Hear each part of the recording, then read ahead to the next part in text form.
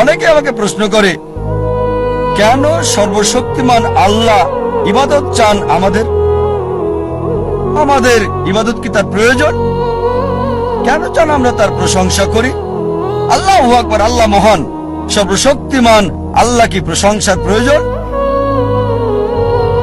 আল্লাহ উত্তর দিচ্ছেন পবিত্র কোরআনে সূরা ফাতির অধ্যায় 35 আয়াত 15, হে মানুষ, তোমরাই আল্লাহর মুখাপেক্ষী, আর আল্লাহ সকল অভাব মুক্ত, সকল প্রশংসা তার। কোরআন বলছে সূরা ফাতিরে অধ্যায় 35 আয়াত 15, হে মানুষ, তোমরাই আল্লাহর সাহায্য প্রার্থী, আল্লাহ সকল অভাব মুক্ত, প্রশংসা কেবল তারই। আমাদেরকে আল্লাহ সুবহানাহু ওয়া তাআলা ইবাদত করতে বলেন, তার প্রশংসা করতে বলেন, তার ভালোর জন্য নয়। আমাদের